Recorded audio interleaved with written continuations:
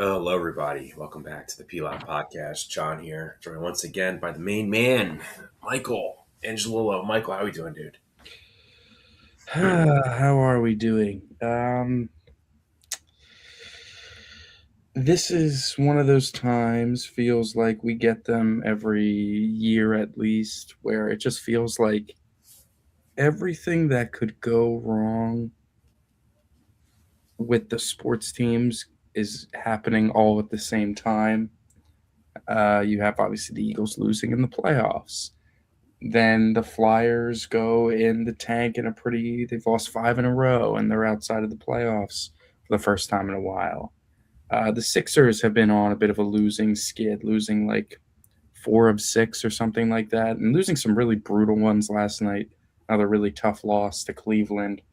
Um, and in addition to the playoff loss, the Eagles have some articles and reports coming out that are not the most exciting things to be hearing as fans, absent of the offensive coordinator search. There's some internal potential issues and reports, whatever.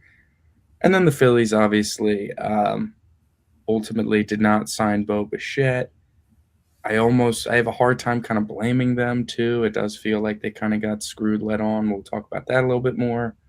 But yeah, it just feels like every super positive outcome that could be coming from any of the four sports teams is just not even close to happening at this point. It's just how many more, punches can we all take collectively? Yeah, I would say right now. We could just kind of briefly just talk about the winter sports for a little bit, and then we can kind of Mhm. just move right into the main thing. So I guess like Sixers. The Sixers now they're like kind of fully healthy. I think even though last night's game was really it was they blew that game because I think Maxi just missed way too many shots last night. And even though you had a great production from Joel Embiid, Paul George, he had a really bad possession near the end of the game, but otherwise he played well. Edgecombe. It's going back to that Nuggets game where they lost in overtime by a point to the, uh, scab team Nuggets. Um, and then, you feel good about yourself. You're beating the Wizards and the Magic, but you're still like, ugh. And then you lose by a point in overtime to Toronto. That was really disheartening. You take care of business with a win, and then you lose two in a row at home to the Cavs, one getting blown out and one blowing a lead, like you said, John. Uh, they've lost like four out of five at home or something like that. And this goes back to the Brooklyn loss right before Christmas. So they've had some tough losses at home. They've had some tough losses as a whole. It definitely feels like the general vibe of blame is starting to shift towards Nick Nurse a little bit with just the lack of just kind of plays it seems like they're running, especially in crunch time. Like they get into crunch time and it becomes like Maxi ISO ball or Maxi Embiid two-man game. And it's not like the two-man game is not a bad formula that does work. But on a day where Maxi's not shooting well, I think you'd like to see a little bit more from the coach in terms of an X's O's perspective to manufacture some open looks for some guy. Like Edgecombe was 4 of 5, 2 of 2 from three. And it's like, that's what, why didn't, Why don't we? Why don't we get like he's been taking like 12 shots a game and all of a sudden he's only taken five today. And it's yeah, like, like I don't future really understand franchise that. cornerstone along with Maxi? Why don't we get him Right, involved? and It's it's like like it's like when you look Oubre was at yeah, hitting. it's like when you look at the elite teams that have like a lot of depth, Mhm, like the Thunder, for example. If let's say SGA is like struggling, yeah, they're gonna get like one of the like Williams involved or Holmgren or Dort yeah. might get more looks to It's just compensate yeah, for it. it was just weird because Maxey wasn't shooting it well and Edgecombe was, but they weren't just kind of feeding him. I don't know. It was a frustrating loss for It sure. does feel like though at times like this with the Sixers just lack forward depth, Michael. That they if their forwards are struggling, like if like or they don't get involved enough, and I have to agree with you on Nick Nurse. I've been very like I think like not It's been brutal hard to kill him because because of all the effed up circumstances the Sixers have had to deal with.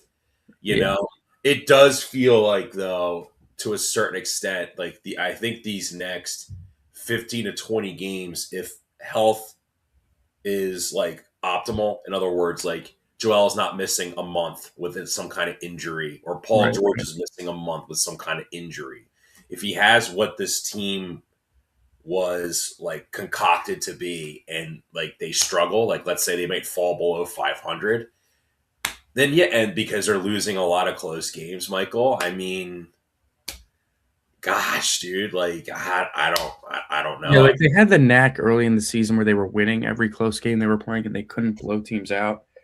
And now they've kind of found their rhythm in taking care of some teams, but if they're playing a team that's good, it's going to be close, and they're just not getting the Well, the bounce. knock on Nick Nurse when he was with Toronto was he wouldn't really like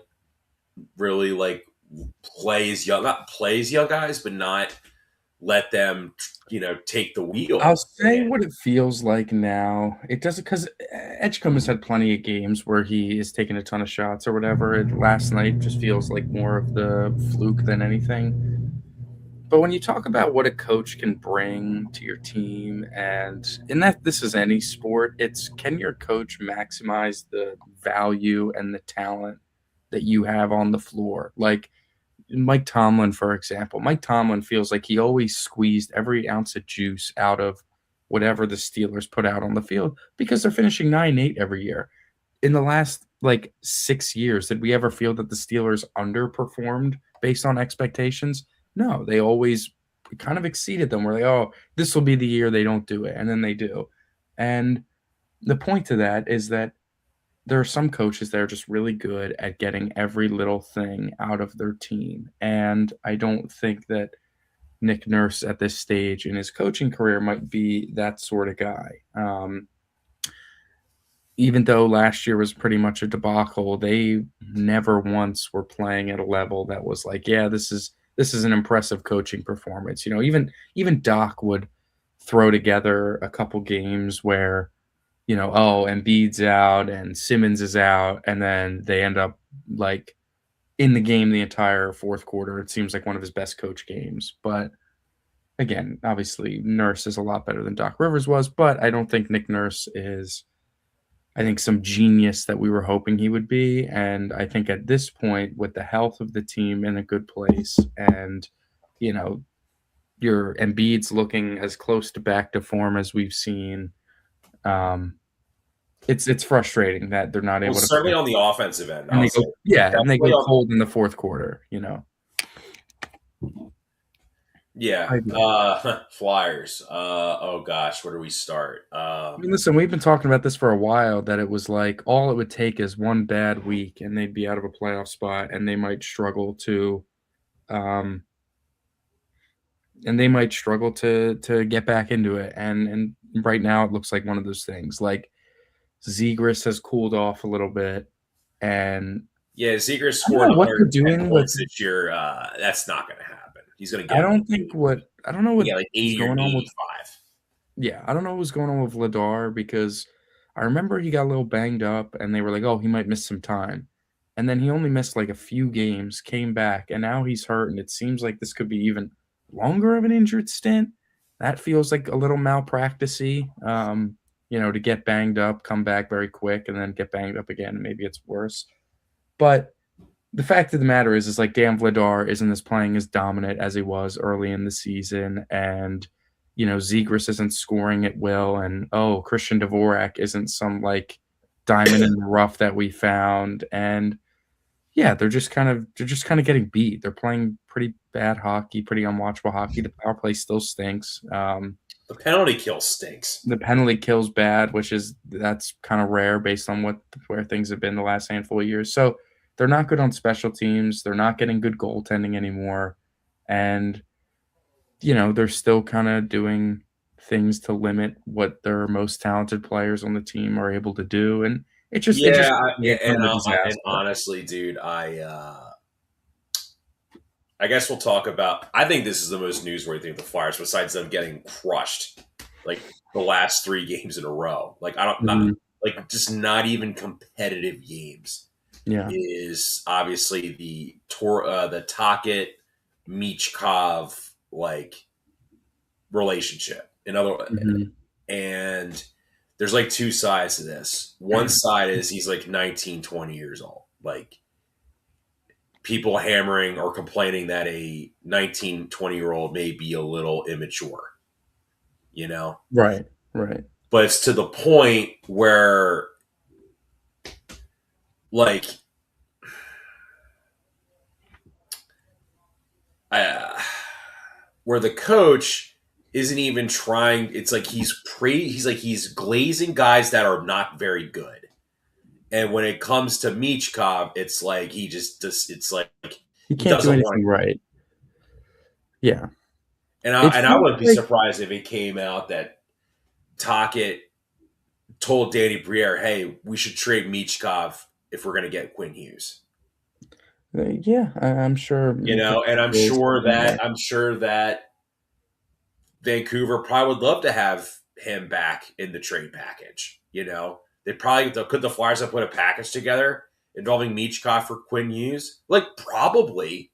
it Would doesn't it have do been? anything though. Like my point is that they're not setting him up for success. Truthfully, like it starts by he's not playing on his correct wing. Like he's a left-handed shot, but he plays right wing, and they consistently put him on the left wing because they value TK on the right wing or whatever like too much. And you're putting him out there with guys that aren't that good, and you're putting him out there on his off wing sometimes. And I just think that when you look at where this team is, they're not realistic with what they are. That's the problem. Like they said to the players, like, "Oh, if we're playing well, we're not gonna sell off anymore. You know, we'll push and try to make the playoffs." And it's this Dvorak signing is gonna be like another shot of adrenaline into a buzzy locker room already. And it feels like it's had the opposite effect at this point. They haven't played well since the Dvorak extension,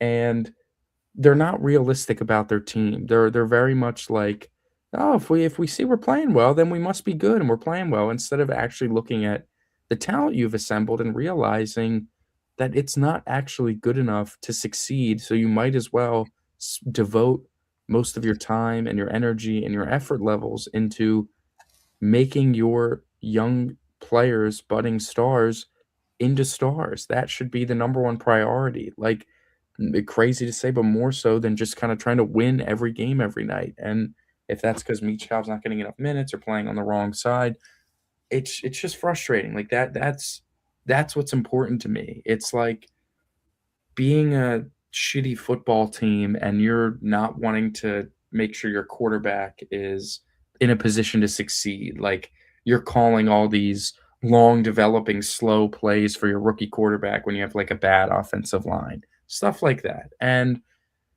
that's kind of what feels like is happening with the Flyers right now. And, you know, they seemingly made a lot of mistakes with some of the contracts that they've handed out, and they're just kind of stuck with them at the moment. So I really don't foresee the good era of Flyers hockey coming anytime soon. I really, really don't. I have a hard time straining my brain trying to think when's the most recent year in the future that I can actually see the Flyers being a threatening force that's definitely going to make the playoffs and is definitely going to win a round. And I don't have an answer for you that's anytime soon. I really don't. And that sucks, man. That sucks. All we want is to see that team back in the playoffs and see them actually being, a contender. I do want to, yeah. Well, I think it. Well, let's just kind of. I know If you're making the looking. playoffs was just enough, the last, 2012 to 2020 would have been plenty fine for everybody because they were in the playoffs every other year,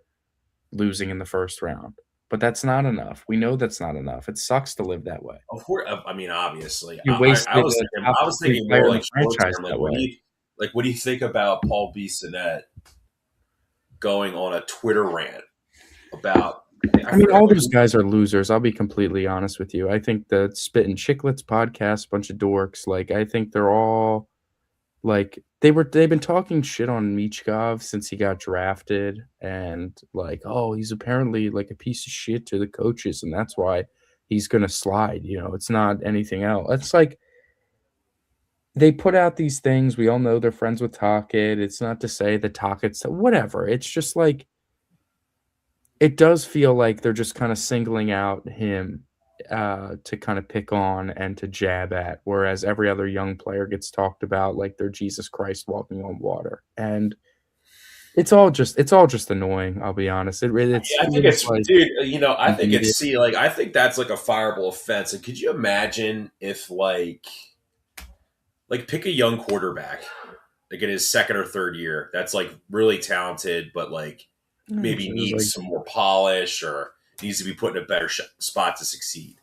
yeah, I mean, Like it I was like in the Caleb NFL. Williams, like Caleb Okay, Williams. Caleb. Like, Okay, that's a good example. Caleb Williams. Imagine if McAfee just made fun of Caleb Williams every day on his show yeah, yeah, because he's friends with like Ben Johnson, who doesn't like Caleb Williams at all.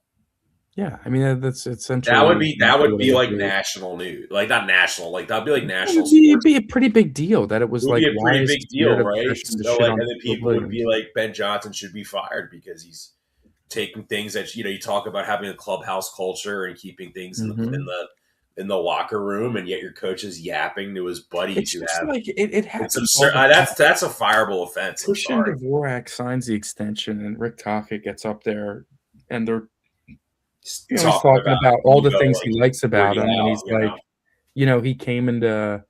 he came into camp in shape and stuff, and I'm like, why do you keep saying that? Why do you constantly keep referencing coming into camp in shape when you know that the biggest uh, knock on Michkov this season was, he didn't come into camp in shape, and that's why he started off slow and whatever.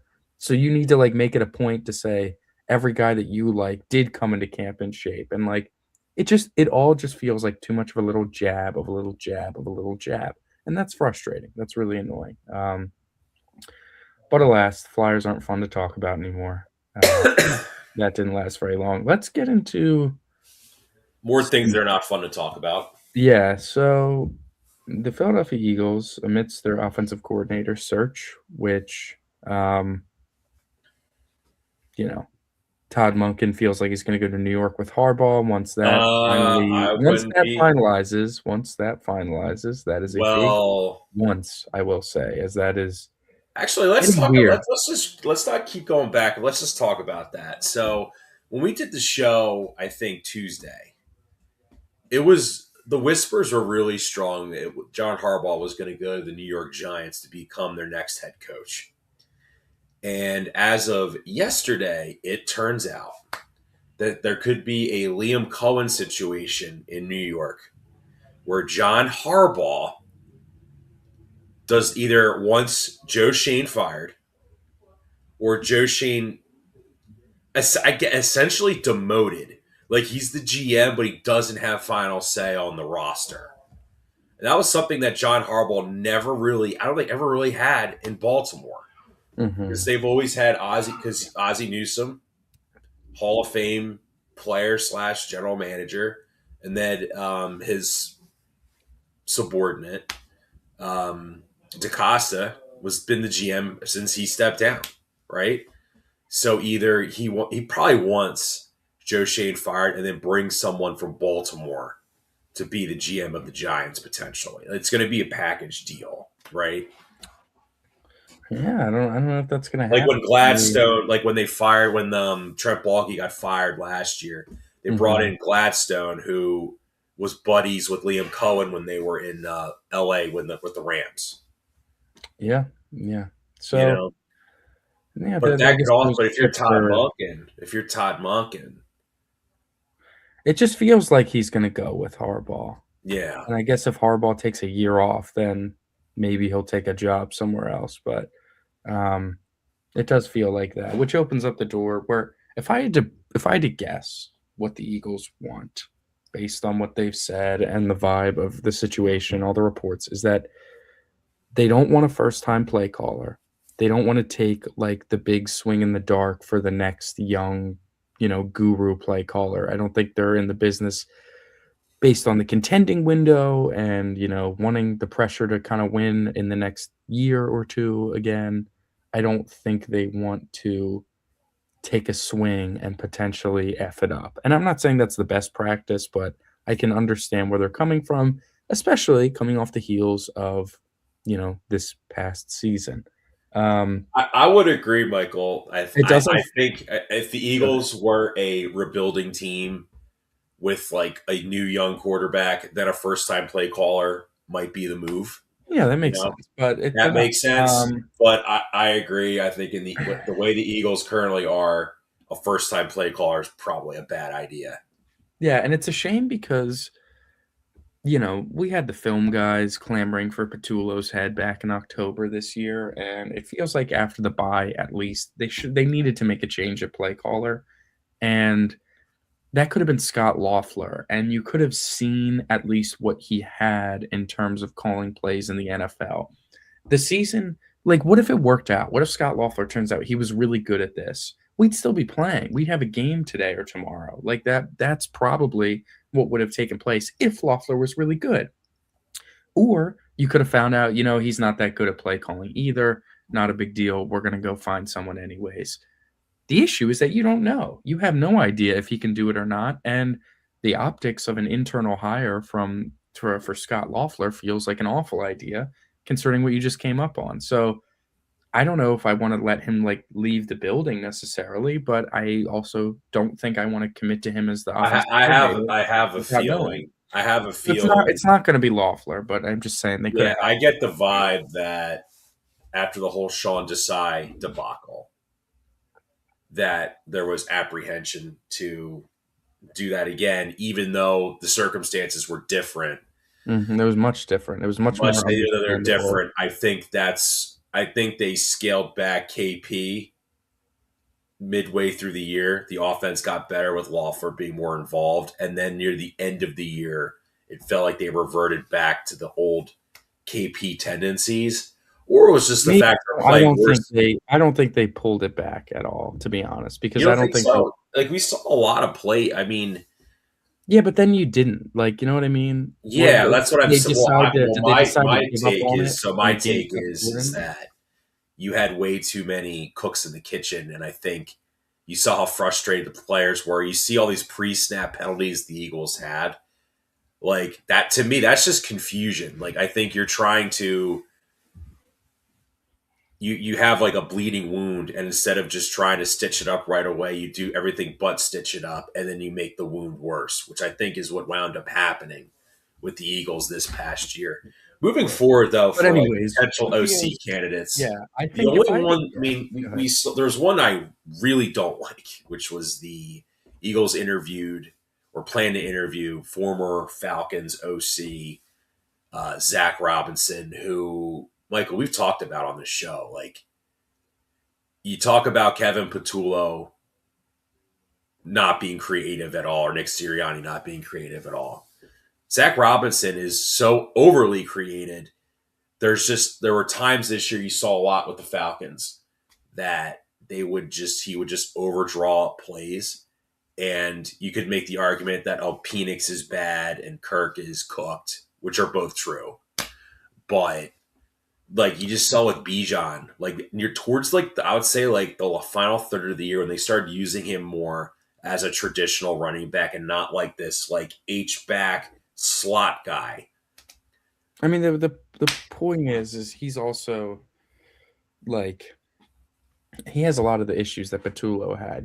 Their play sequencing wasn't good. The routes were very plain, and the play calling was very predictable. They ran a ton of pistol, even though it wasn't really effective for them. And like you said, wasn't utilizing the personnel to its highest ability. Like even though the offense wasn't great out there, it definitely underperformed every year that he was there. And that's what we talk about. You talk about coaches maximizing what you have. Zach Robinson was not doing that. So I don't.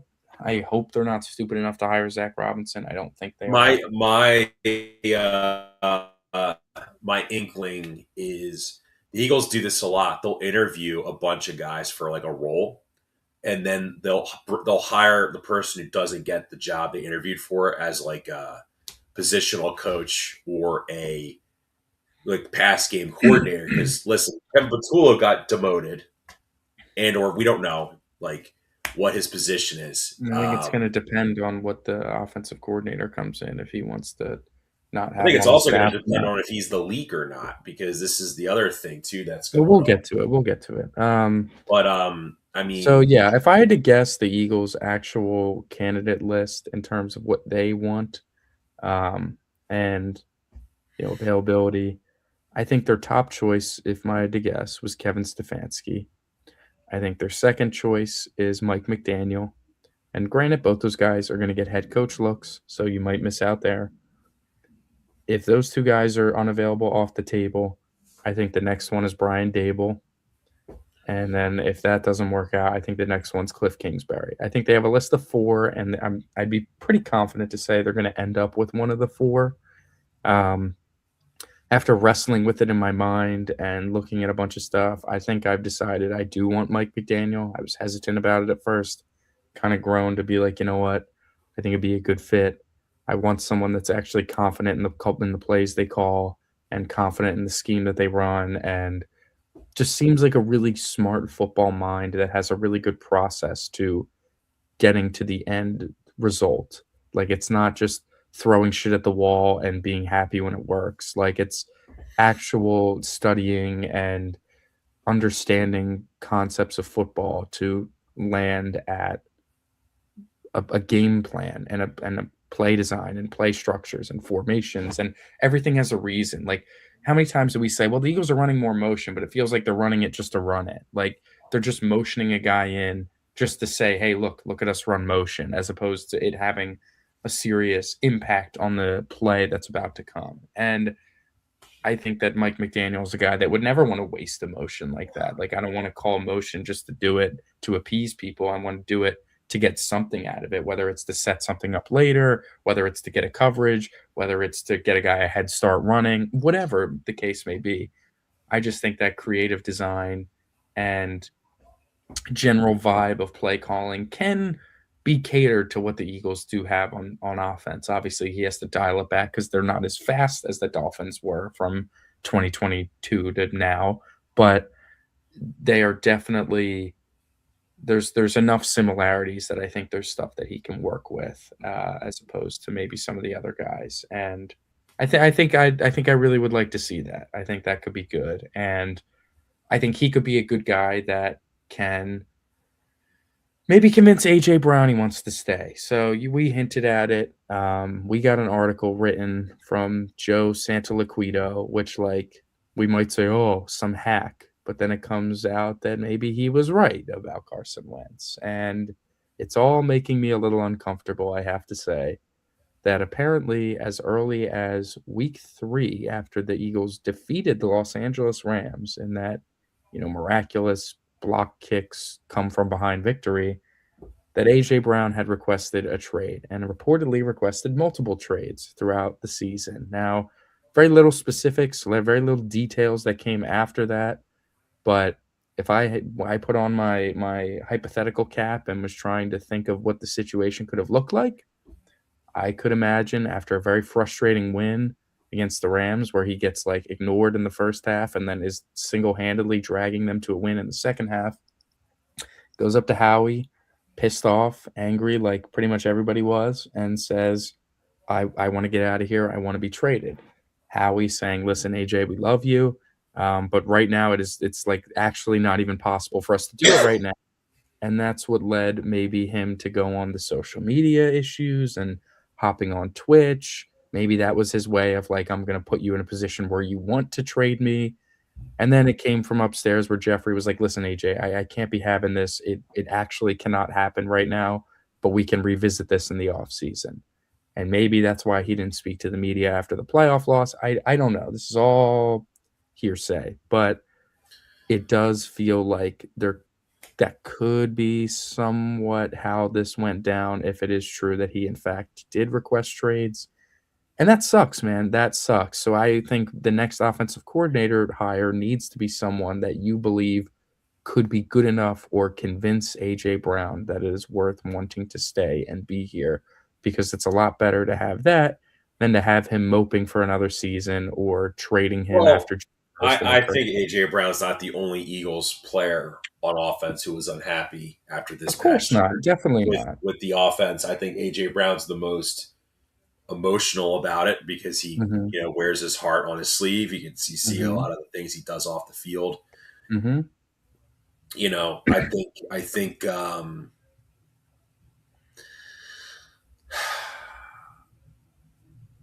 I would agree with you. Like coming up, like the Eagles know that their scheme needs to be revamped. You know, I think everyone knows that, and I think they Mhm. realize once they do it that if the Eagles' offense actually played to at like a top 12 level, that or even a top, I'm not like what I mean. Like I don't even say top three, top Mhm. five, like top 10 level, Yeah. that they could easily win 13, 14 games, no matter who they're playing, Right. and win another Super Bowl. I will say this too, though, with Joe Santoliquito, it feels like that like the Eagles have a ton of beat writers that have a lot of experience covering the Mhm. Eagles. What benefit would it be for a Jeff McClain to not leak that AJ Brown was demanding all these trades? Like I what's just when the think he's the national guy that media takes the hit is pieces. reporting it. I think it's the hit pieces stuff. I think the serious hit pieces, it feels like they let Joe Santoliquito do it, or he like volunteers to do it because he doesn't care the pushback he gets from fans. You know what I mean? Remember the dude when But I don't think when they. the Wentz I story mean, we broke? see. We see like what happens on a WIP and even like Twitter for other guys too. Mhm. Like the report, like Michael Silver's report, which look Silver, he's a self-proclaimed Eagle hater, right? Mhm. Saying that the owner of the like Jeffrey Lurie is afraid to criticize Jalen Hurts, or Howie Mhm. Roseman's afraid to criticize Jalen Hurts. Like that is like some of it is. I feel like a lot of this is rooted in hyperbole and nonsense just to get clicks. You know, Mhm. like we're making the Eagles have to be like wholly dysfunctional. Meanwhile, you have an 88-year-old man in Dallas, Texas, who tries to get players to negotiate contracts No, by listen, blocking. John, I understand. I get it. I just think that the AJ stuff could be some truth to it. It would kinda make sense the way Oh, I things agree. went. There's truth to it. I do think, though, at the same time, like, and I think AJ's agent maybe realizes this too. Is like, you know, um, if he's gonna, it's like what he's done is gonna scare away potential teams. Like, Potentially, but I mean, like you could someone's say, like, oh, the like we both say, like the the Patriots Patriots would trade for him in a heartbeat. would Like, there's trade for him in a no heartbeat, and yet you have Josh McDaniels as the OC. You know, Josh McDaniels isn't exactly inspired warm and fuzzy feeling amongst his players no, before. but I mean, the Patriots have the top 2 offense in the NFL this year. Like, it's not like the offense blows because of McDaniels. McDaniels is coordinating a great unit at the moment with not a lot of talent on it. A lot of talent that could get a huge jump start if they got a guy like AJ Brown. I don't know. I still think it's unrealistic for him to be traded this year, this offseason, or whatever. We'll know by the draft. If they draft a receiver in the first or second round, we know what's coming after June 1st. So hopefully we don't have to, you know, experience that. But the Mike It would Silver be a article that massive hand Jalen, tippage. It would be a massive hand tippage if you just saw on draft day at 23, Eagles select wide receiver Jordan Tyson, I Arizona mean, I don't State. think it wouldn't be a hand tip as much as it's like I'm sure they would have the trade in discussions before that. Like it'd be like, listen, we're shopping AJ, and you come with a deal that's like, all right, well, we just have to wait till June 1st because financial reasons, whatever. And like, if they do it, I think they have a trade already in place. I don't think they're going to do it and then come up with a trade. But alas, hopefully none of that happens. Um, the Mike Silver article, it does seemingly paint Jalen like maybe he is going down that Russell Wilson arc of, being a source of frustration for everybody. And if the coaches don't or feel afraid to criticize him because like he's the guy, and it seems like from the outside looking in that he doesn't do anything wrong. And that's kind of what it was like with Russell Wilson. Like if you're sitting here in 2020 saying Russell Wilson is, the locker room cancer, we were all like, what the hell are you talking about? This guy feels like he's, super chill with everybody and is a winner, leader, all that sort of garbage. Um, and then it comes out that apparently it was true, and there was a fracture between the Yeah, but we've offense seen Russell Wilson defense. act like a cheese bag cornball for I years. agree, and some would argue Jalen is corny, but I don't know. I hope none of it's true. I hope if it is true, it's not that big of a deal. This is I just mean, what you I get when mean, seasons also go bad. too. Also, at the same time as well, like I don't know. I feel like you never hear like.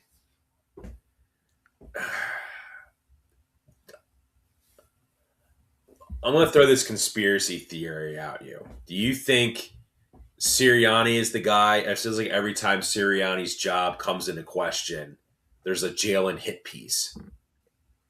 Yeah, I know it's definitely strange. It's definitely But when the strange. Eagles play well, it's not like Jalen Hurts.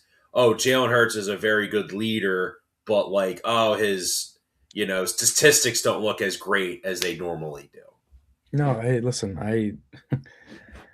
I wouldn't be surprised if Nick helps out Kevin Petullo with leaking stuff, or if it was Petullo the whole time. I don't know, but when you're getting some guys that are saying that like Kevin Petullo was kind of angry all year because he felt like he was never getting enough credit for their great red zone offense, but was getting all the crap for all the issues that it had.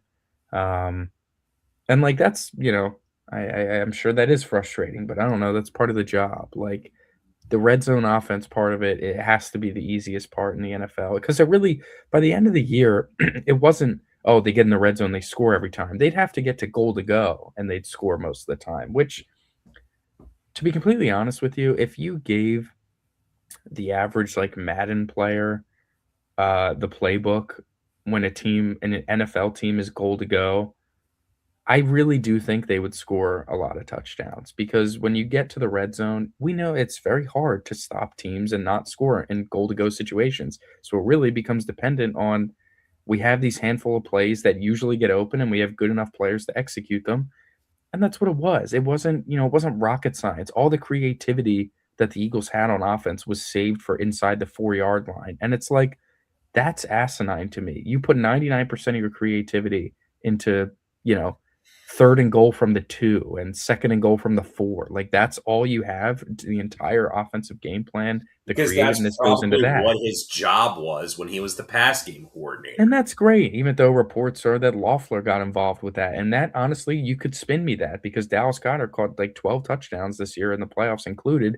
And, you know, Scott Loeffler got Harold Fannin drafted, and turns out he's a really nice player. And he was getting heavily featured at Bowling Green. So it all is very annoying. And if Kevin Petullo was like in his feelings because everyone was getting mad at him because he wasn't good at his job and wasn't getting credit for the thing that he maybe was good at, and in turn was putting out little hit pieces on his quarterback and stuff, like that's ridiculous to me.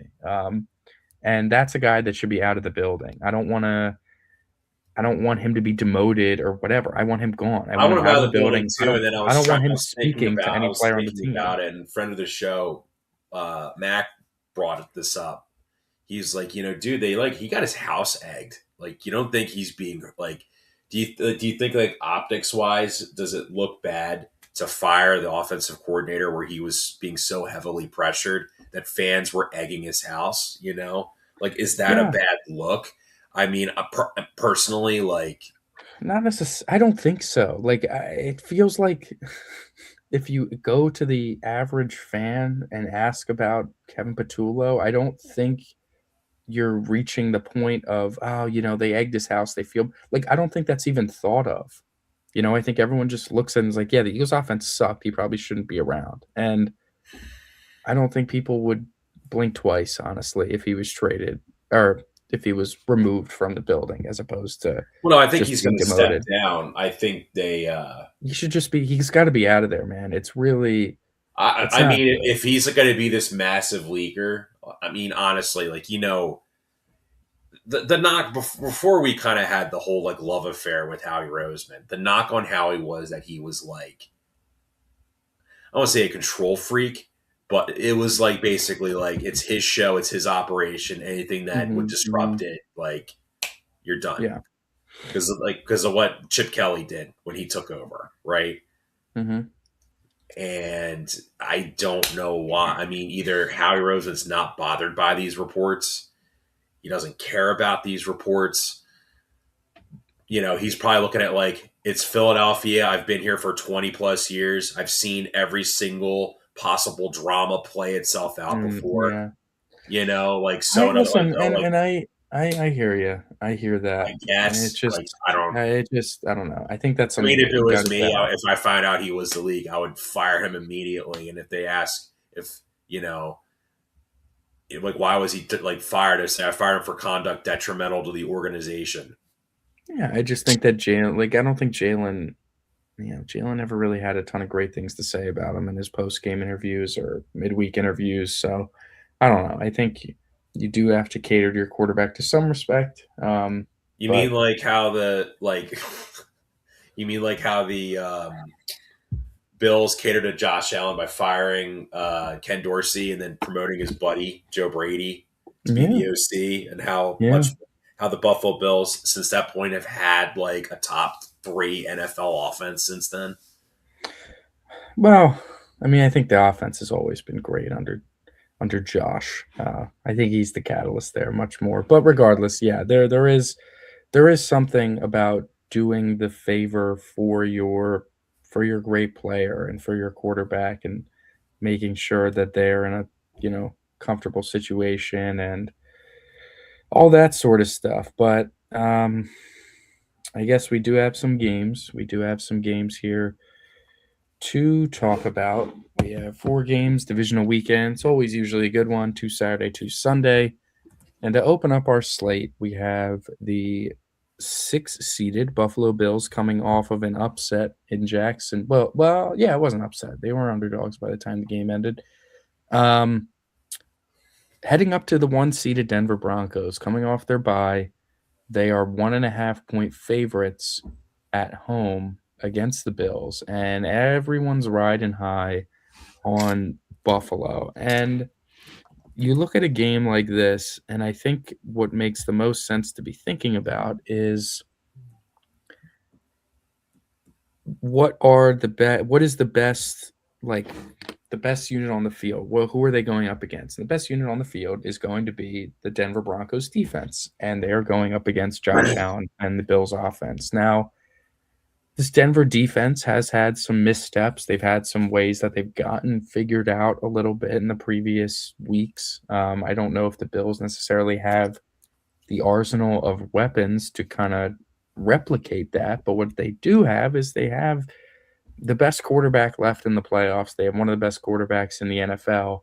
And we talked about the way the Jags would lose is if Trevor Lawrence made a couple mistakes and it came down to can what quarterback's going to match the other one? Can the quarterbacks match each other? And Lawrence couldn't keep up and couldn't match Josh Allen. Josh Allen putting touchdowns on the board and, Trevor Lawrence throwing interceptions or stalling or his shin hitting before converting the 4th down and all that stuff. And the Bills came out victorious because of it. And if I'm going to look at this situation and I see, the strength of this Bills defense is their pass defense, a combination of their pass rush and of their secondary. And their weakness is against the run. And if I look at the Broncos offense, they're not a great running football team. It was about a little above average running attack with J.K. Dobbins. And since R.J. Harvey became the lead back, it's gotten worse. And I don't think Denver is going to be able to really exploit it because Jacksonville couldn't exploit it. And Jacksonville also did not have a great, efficient running attack, but they couldn't exploit the Bills' run defense. And I think Denver's going to have similar issues. And it's going to come down to, can Josh Allen do enough against a great defense? And honestly, I'm going to say he can. I'm going to take the Buffalo Bills plus the 1.5. And I think they go to the AFC Championship game.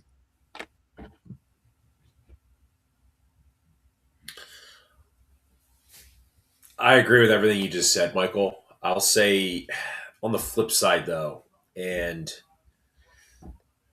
you mentioned the Broncos' struggles to run the ball. It really is, I think, because one, Sean Payton doesn't really have like an RB1 because of the way his system is. Like he rotates guys in. Obviously, RJ Harvey is the most talented guy in that running back room.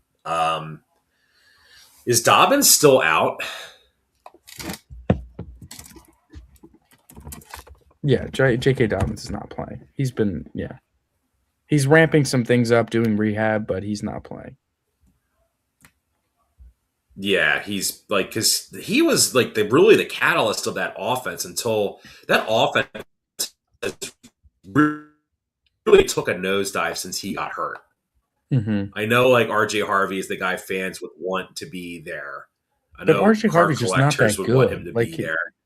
he's just not very good right now. Like it's simple as that. It's the psyop. He's just not that good. He's fine at the And like moment. honestly, I'm not dude, I thought they were gonna draft Omari and Hampton, Chargers, beat him to the punch on that, and well, they took RJ Harvey instead. I mean, I don't know. I think that offense would look a lot different with Omari and Hampton in there. But alas, he's not a Denver Bronco. Listen, man, I saw a stat the other day. You're gonna crack up, and I'm sure you've seen this too. The only quarterback that's ever won a playoff game for the Denver Broncos that was actually drafted by the Denver Broncos is Tim Tebow. Wow. That Yes, actually is pretty absurd. John Elway wasn't drafted by the Broncos. He was drafted by the Baltimore Colts. Well, did he ever play? He didn't play though for the Colts, right? He was drafted on draft day by the Colts. He threatened to go play baseball, so they traded his draft rights to the You know, Denver people Broncos. talk about the modern athlete, but like, I don't know. That's weak shit right there. People talk about the modern athletes are soft, but Because, like when dude, well, John you're Elway laughing does it, before it's people cool or talked about whatever. Caleb. You know how people were talking bad about Caleb Williams' dad? Yeah. John Elway's dad was the reason why he never played for the Colts. He met with Robert Irsay, who was Jim Irsay's dad, and he's Mm-hmm. like, "Yeah, this guy's a clown. My son's not going to play. I refuse to have my son play for this guy." You John know, Elway, 300 touchdowns and 226 interceptions. That's just interesting. Anyways, um, well, Bo Nix has an opportunity then, John. We Another angle of this game is, well, it's not necessarily this game. It's more a different game, but great offenses going up against great defenses. Everyone, the old saying is defense wins championships, defenses win that. But since 2019, uh, every time we've had a top three defense play a top three offense in the playoffs, the top three offense has won the game and has won the game pretty comfortably. Um, I would agree. we haven't seen it's been since like the Minneapolis Miracle since a top defense defeated a top offense. And like that was the most fluke shit nonsense game that we've ever seen. Um, Obviously, the Bills don't have a top three offense this year. And I don't know if Denver's defense is in the top three. It's definitely, I think, in the top five of like EPA and stuff. But we did see this matchup last year. Obviously, the Bills were much more heavily favored, but I don't think the Broncos are all that different from last year to this year, to be completely honest with you.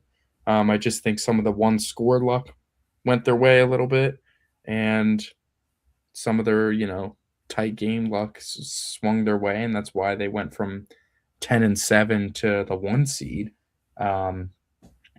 But that game ended 31-7. They were just pounding the rock constantly and controlling the game and controlling the clock. And I'm not saying they're going to blow out Denver or anything, but I do think that that's a similar formula that could pay off. So I'm going with Buffalo. Where are you at? Where are you picking this game? I'm going Buffalo as well. I think Buffalo is going to try to take a page out of the Jaguars playbook. I think would be smart. Mm-hmm. You know how great the Broncos defense was. I thought they were due for a loss when they were playing the Jags. You know, they won 12 straight games, I believe, to that point, or 11 straight games.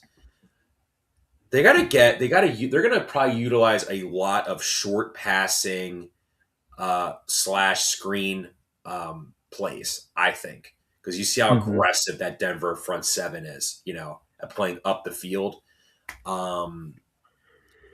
Listen, James Cook, he can catch passes, so can Ty Johnson, so can Ray Davis. The guy who I think might have a huge game today for Buffalo, I think, is Khalil Shakir. Because you look at Pat Surtain, he covers one side of the field. The Bills have done a good job utilizing Khalil Shakir in like all over the field. Is Mm-hmm. Pat Surtain going to shadow Khalil Shakir? No. I don't. And Shakir, I mean, he caught all 12 of his targets last week for 82 yards. Granted, 12 catches, not even cracking 100 yards. He caught a lot of quick screens, quick passes and whatnot, but it was, he was just important. I think the weakness of the Denver's defense, despite how great it is at getting after the passer, Michael, I think it's like their secondary having to make tackles. So their secondary outside of Surtain is just okay, and it's interesting. The Bills won a game last week where James Cook was not good. That was the whole thing. If James Cook doesn't play well, they never win. And I totally James misread that stat because the way they worded it. The Jags had the best rush defense in the NFL, but their success rate, they ranked them as the 31st, but it was lowest.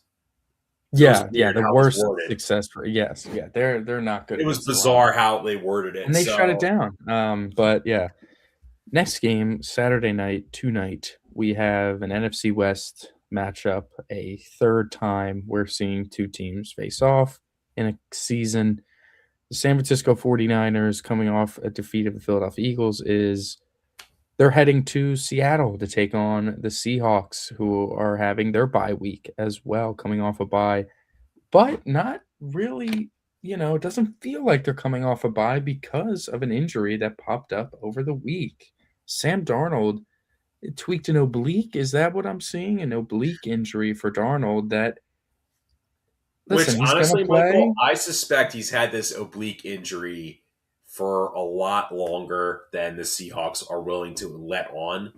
Because, listen, we all joke about playoff Darnold and, in a meaningful game, he can't win. What, you think now they're like, okay, here's the excuse, put it out now? Kinda.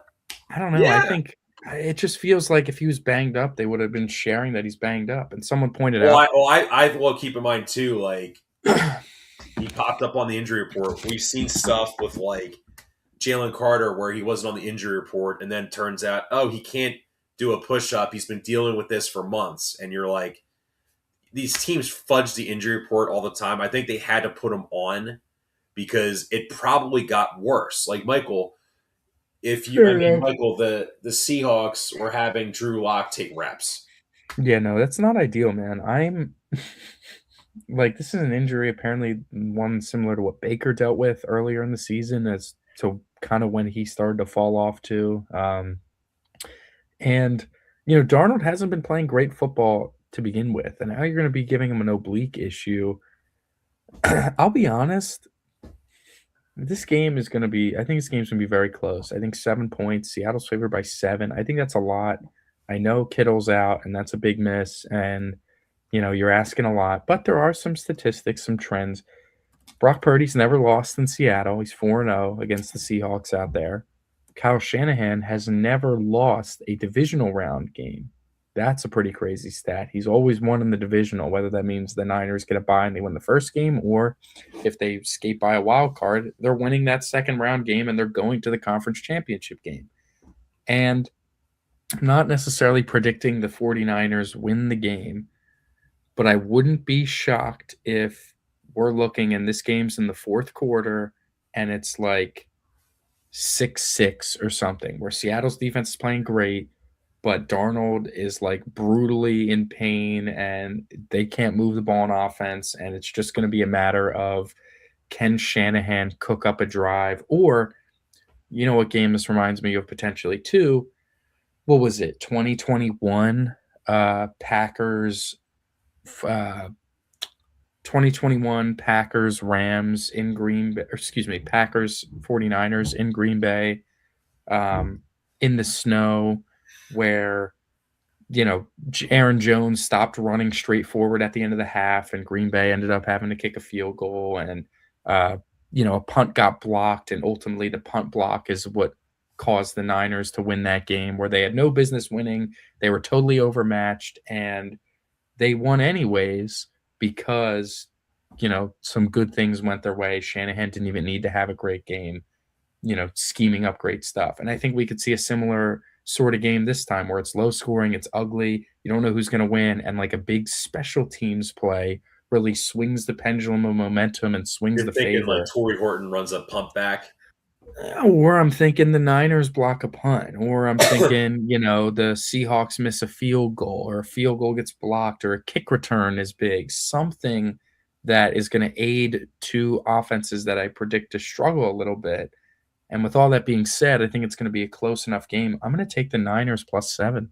I'm taking the Niners +7 as well. I have a couple reasons why. Number one, I think um, even though like the Niners, who almost never come back in the fourth quarter, they came back in the fourth quarter against the Eagles. Mm-hmm. That was a huge deal for them. That's kind of like they got their revenge for the 2022 NFC Championship game, I guess. I don't know. You saw Robert Saleh was like, he was like doing backflips because they won this game against the Eagles. They got. I know they're like everyone kept mentioning, oh, hospital squad, hospital squad, hospital squad. Michael, I feel like this team that they have right now has been playing all season. Mm-hmm. It's not like um, George Kittle's missed like 5 games this year already. It's Mm-hmm. not like they didn't, and they've already adjusted to it. It's not like they've been missing Fred Warner for like a week or like Nick Bosa for a week, and now they're out for this game. They've been figuring it out all season. The thing with Seattle that kind of concerns me, I have another angle here too. And you tell me if what your thoughts on this are. Is that Clint Kubiak during the bye week, the Seahawks bye week, was doing head coaching interviews. I know it's a divisional game, so they're very familiar with them. Did you feel like the Eagles' offense last year when Kellen Moore was doing interviews for like this like head coaching positions during that bye week, that the Eagles' offense against the Rams to a certain extent didn't look all that great? I No, mean, I'll I be know honest. Like, no, not even 1%. I think you don't think so. You don't think no. him I taking don't. the I don't think interviews Jalen because played what's going to well, happen and is if the Seahawks blow this game, that's good. He's going to be the scapegoat. I Kubiak. mean, I think that would be pretty. I don't think that's going to happen. I think if they don't play well, I think they're all going to say, "Oh, classic Darnold, and he was hurt." Like, I don't think Kubiak's going to get a ton of blame for a bad offensive performance, because he really hasn't all year, even when they haven't been playing well. Um, as far as the Eagles go, I think it was a mix of the snow, and I think Jalen didn't handle the pressure well, and he had a couple drops from your receivers, and ultimately that's what led to the offense struggling a bit. But all that being said, uh, I do foresee a low scoring close game tonight. I really do. I'd be shocked if both teams' offenses are humming, because listen, we talk about what's the best unit on the field here? It's the Seahawks defense. It might be one of the best units left. Um, It's and probably it's probably the best unit in the playoffs, and then it's the Rams offense, and then Texans defense is up there. Like, they I might be was they're thinking better than the Rams. just in the NFC. Oh, okay, sure. But yeah, it's a great defense, but it just, to me, they can slow down that Niners offense a ton. Shanahan will be able to draw up at least a couple good drives to get points on the board. It's going to be if that Seattle offense is going to be able to do anything against that I San Fran wonder D. if McDonald is going to be Harbaugh ish in his first playoff game. I guess we'll see. I I wonder guess that. well, but I mean we know that they're not an aggressive team. Mike McDonald is one they go for it on fourth down some of the least, and they kick a lot of field goals, and so I don't know if it'd be Harbaugh-ish. It would just be like what he's built his team off of. Because I mean, their team is built on really great defense and like field goaling everyone to death. Jason Myers, I believe, set the NFL record for most successfully converted field goals in a season by a kicker. I wouldn't be shocked. On to tomorrow, divisional Sunday, always a good one. Game at 3 and 6:30 at 3:00, the early game. Houston Texans at the New England Patriots. Now, John, I alluded to this a little bit, and here we actually have a top 3 or the top 2 defense by EPA against the top 2 offense by EPA, that being the Texans defense and the Patriots offense. Now, historically, in recent history, the offense has won these games, and not only won them, but won them kind of handedly. This happened, last year with the Bills blowing out the Broncos, the Chiefs beating the Niners in the first Super Bowl that they played, the 13 seconds game of the Chiefs Bills.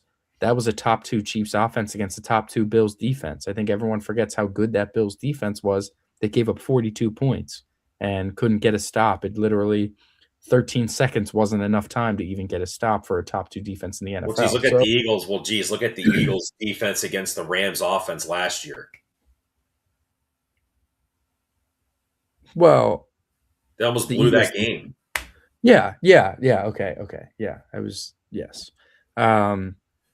But it's definitely a trend that kind of favors the offense. And while I look at this Texans defense, and I do think it's a great unit, and I do think it's really, really good, I just think that Drake May is kind of too good to fail in this sort of spot. Like we've seen him play games where he gets sacked and gets under duress, but he still is able to make plays. Like there's something about you have to be willing sometimes to take the sacks because you need to be able to stand in there to make the plays. Like the Patriots offense isn't going to survive by the offensive line holding up every single time it's a big third down and Drake May is going to have all day to throw.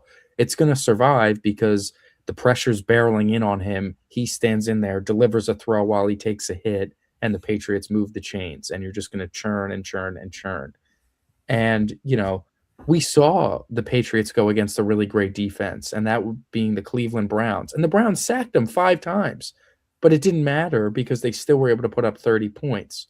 And obviously, the Texans' offense is better than the Browns' offense, but the Texans' offense is far from anything great. And I think Nico Collins being out is massive. The Texans' path of winning was great defense and hitting their explosive plays to their best receiver. You remove your best receiver from the equation, I'm having a hard time seeing how the Texans are going to move the ball effectively. CJ Stroud played very poorly It against would Pittsburgh, be it would be like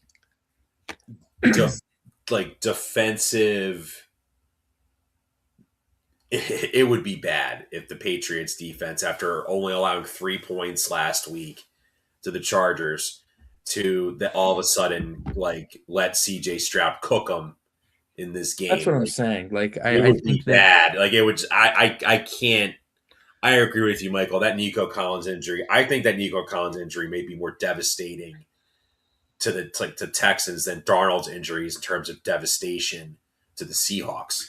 yeah, I just think that the Texans' sole path is just kind of cooked a little bit. And like Stroud did not play well. Stroud was very bad under pressure against Pittsburgh. He was feeling a little Mahomey, I guess, where he was extending a play and then thought he could just flick a throw and then it was intercepted or it was overthrown, and it was just not good. And if you're not going to be hitting those sort of plays, you're not going to be winning against the team that's actually good. And now you remove the best receiver from that equation. I don't think that the Texans are going to be able to do enough on offense to keep up with the Patriots, even if their defense plays great. Like, the Texans are going to need their defense to score like another 2 touchdowns if they want a shot, I think. Like, it's going to be that drastic. Or honestly, Michael, realistically, they're going to have to, if they're going to get turnovers, right? We talk about winning the turnover battle.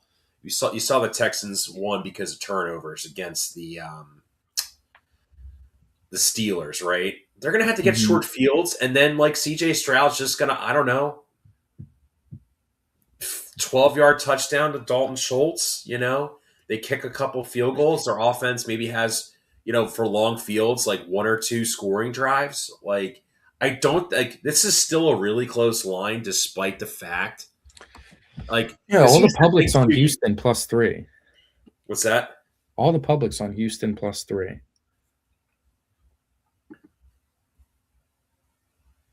I'm going New England. I'm taking the Patriots. I really I've been leaning view towards the New England a lot this like as since the Collins injury. I'm going to take New England as well. I do think though. Here's a concern though I have for the Patriots offense in this game, handling the defense of the Houston Texans. Will Campbell was playing really well before he got hurt this year. He came back. Mhm.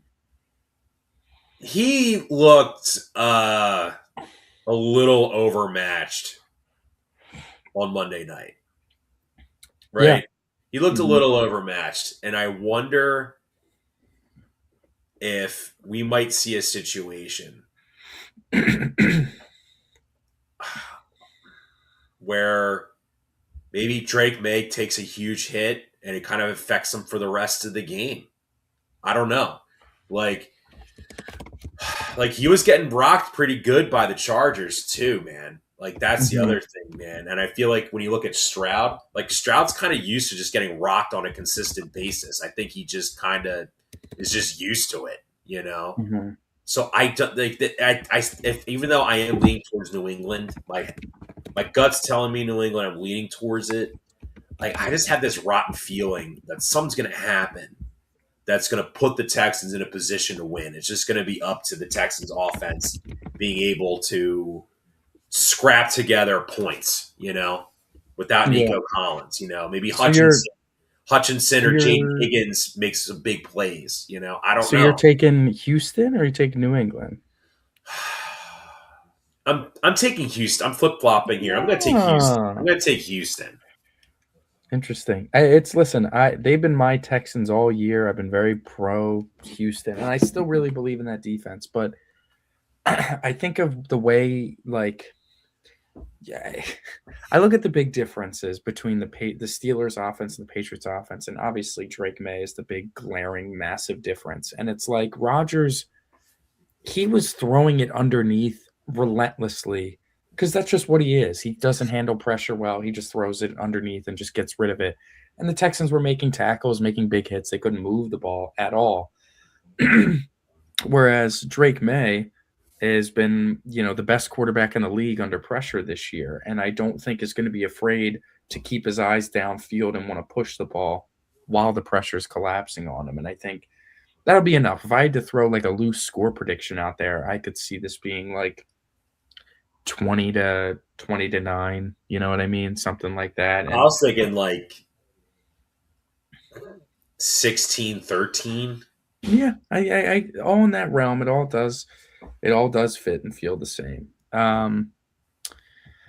The next game, the final game, the final thing we will talk about today is I would say the game I'm probably most excited for. I think these teams got a lot of, there's star power involved. There's a lot of narratives involved. We should have, we might have potential weather involved for Sunday. I'm looking at potential, you know, snow showers or flurries by the time the game is supposed to start. We have the Los Angeles Rams on the road heading up and taking on the Chicago Bears. Now, the Bears, both these teams coming off really close wins, really sweaty ones. I'm sure that neither of them wanted to be playing. I'm sure only one of the teams expected to be playing in a game like that.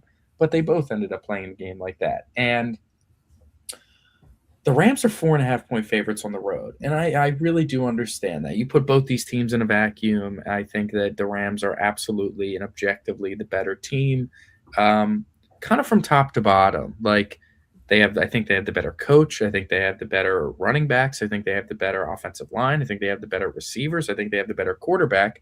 And I think they have pretty much the better defense. Like, there's everything in this game is better for the Los Angeles Rams. The only thing that's holding me back is a combination of a few things. It's Ben the Johnson. Commanders comparisons that I keep Oh, seeing. And it's like, maybe they are due to get one more playoff win and keep this magical run alive. It's, yeah, Ben Johnson's a very creative play caller, and they were able to find and get big chunk plays to help move the ball downfield. Caleb Williams, while not being better than Stafford, he's a hell of a lot more mobile, and his legs are absolutely a weapon that he uses every well, time. he's just a better quarterback than Bryce Young is. Yeah, absolutely. And it's like, he makes the big throws in the biggest spots, and he's been consistently hitting them. That if this game has a chance to be close, I can I can definitely put some faith in Caleb Williams to deliver a big pass on a big fourth down or whatever the situation may be. Um, the Rams side of things, we know that the snow didn't affect them last year at times offensively. It affected them in terms of turning the ball over, but they were still able to throw it and catch it with pretty good success. They hit some multiple big plays in the divisional round against the Eagles last year. I just have a hard time straining my brain and seeing how this game isn't close. I think the crowd's going to be rocking. I think the environment's going to be crazy. And I think the Bears are going to I do do think enough. that Chicago Bears crowd, that Soldier Field, had an impact in that Packer game, especially in the second half. Yeah, absolutely, man. I mean, listen, we're watching this game and we're like, man, it really doesn't feel like they might just get blown out. The Packers might just blow out the Bears the way things were going. And you aren't able to finish them off, and they slowly come back, and then they pounce on you and just snatch the game right from your hands. And I don't know if the Rams are going to be like as keen to allow that to happen, but I think the Bears might be able to keep it closer for longer. So I'm going to take the Bears plus 4.5. I do think this game is a field goal decided game either way. And yeah, I'm going to take Chicago to I'm wrap going to it up. roll with Chicago as well. I think Sean McVay is a great coach, Mm-hmm. but the way he gets talked about, Michael, it reminds me a lot of when I'm going to kind of make an apples to oranges comparison here, Michael, in terms of like he's a genius, he's so great, you look at what he does and all, like, yada yada yada. I Mm-hmm. agree with that. I agree with a lot of that. The problem for Sean McVay, he doesn't have a whole lot of hardware to show that. Like, yes, he does have a Super Bowl, but when you're as Yeah, like I mean, but when you're at but like, dude, like, don't you kind of feel like he's been coaching since 2017? He's only been coaching a year longer than Doug. I Don't you feel mean, like he should have like more at least play he's got a the coach of the year in his Super Bowl. He's 9-5 in his playoff career. What more does he? I get it, but like, what more do you want from him? like if they lose to the Bears today or tomorrow? Don't you kind of feel like the last 3 years, everything that's been said was, this Rams team, this is like they're the most complete team in the league. Look at all the weapons they have. Oh, look at this Rams team. And like I'm dude, like to me it's like when I'm picking the Bears, like in the back of my head, I'm thinking like it's like what if it's like McVay masterclass, cooks the Bears, like to me it's like you're really gonna have to rely on like a Jacob Mevis field goal to win you the game when like the Bears are like one of the worst defenses in the NFL, you know? And the only reason it didn't look worse for the Bears defense last week is because the Packers literally just turned into cowards at the end, like in the second So half. so what are you hypothesizing here? What are you saying? Ben Johnson's just a psycho. Mm-hmm. And I think he partially is like, I want to be and look at like Sean McVay. I'm the genius. He's a pussy, you know. Oh, he's like this genius. Yeah, he just runs like counters nonstop off of like screens because teams are mortified of Puka Nakua. Like, oh, look what I'm doing with like fucking like Olamide Zacchaeus, basically. Mm-hmm.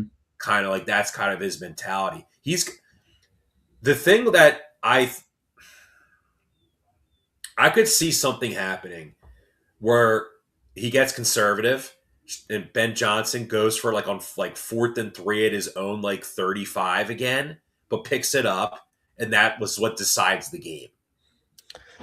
Yeah, I do think they played with a lot of fire on the 4th down decisions, and like they were killing them early. Like it was they weren't working out, but ultimately the Packers couldn't put a game away. If the fourth Because you down, saw what the Panthers were doing when they were actually being aggressive against the Rams, offense and defense, by the way, not mm-hmm, just mm-hmm, offense. mm-hmm. The Rams were getting kind of burned by it. What kind of saved the Rams was that the Panthers just got scared at the end of the game. Yeah.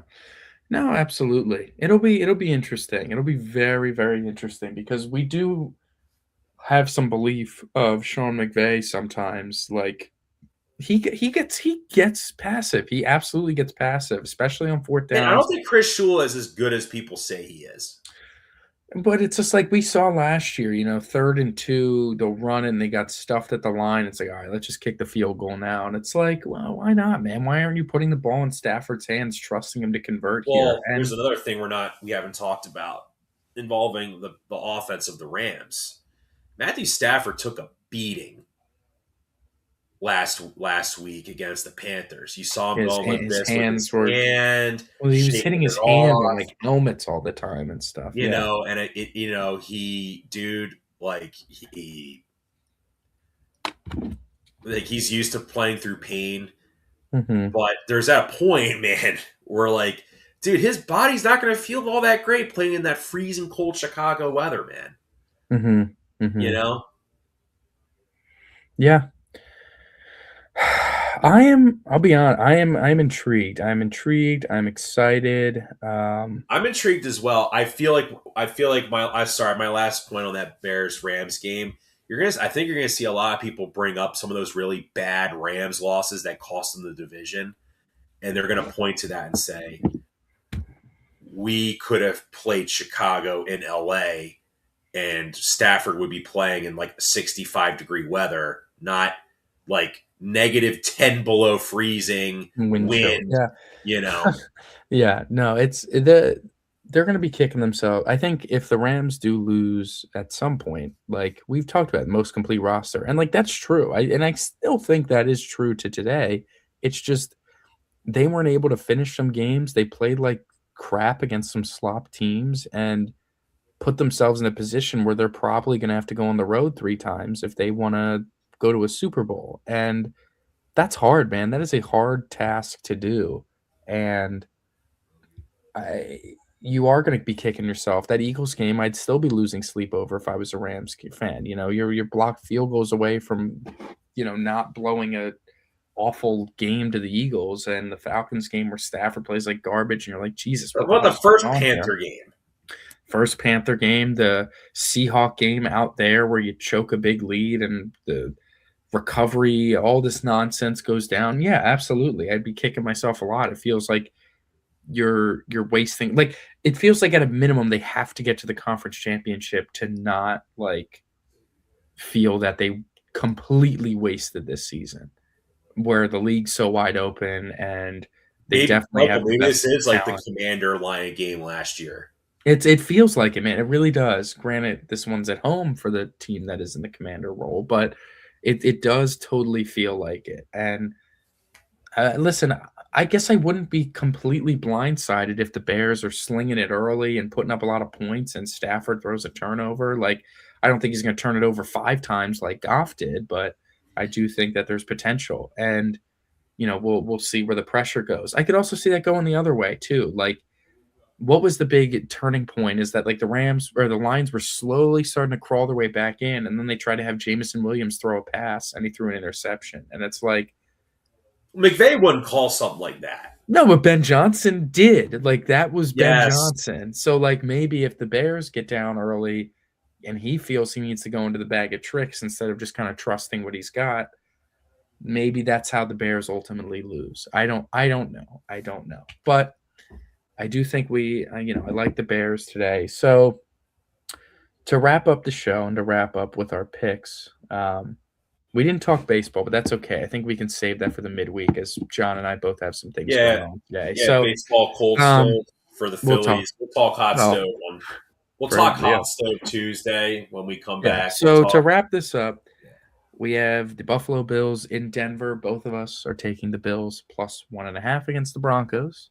We have tonight the San Francisco 49ers on the road, 7-point underdogs against the Seahawks. We're both taking the 49ers plus 7. And then we're split tomorrow afternoon.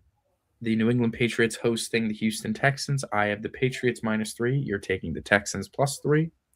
And then Sunday evening, we are both taking the Chicago Bears home underdogs plus 4.5 against the Los Angeles Rams on the road. One last little stat I want to throw out, which is going against both of us, is that since in the last like 20 years, teams that are home underdogs in the wild card round that win outright, like the Chicago Bears did, it's happened 12 times. All 12 of those teams have lost in the divisional round. Did So they a lose home, or fail to they've cover? lost outright. The home underdog that wins in the wild card round in the last 20 You know what years though, Michael? This is gonna has sound kind of lost. backwards. Like this year's been so screwy. It has. And Like it feels like they could be the team that breaks that trend. I think about why that happens, and I think about like uh an 8 and like an under 500 Seahawks team that has the beast quake and upsets the New Orleans Gets Saints. blown out the following week. Right. Like, imagine if the Panthers had beaten the Rams. They actually pulled it off. The Panthers wouldn't have a prayer's chance this week against whoever they would be playing. And like, that's, I think, why that stat comes about. You get a really shitty 4 seed that upsets a good 5 seed at home, and they go out and like that's all they had, and they lose in the next round.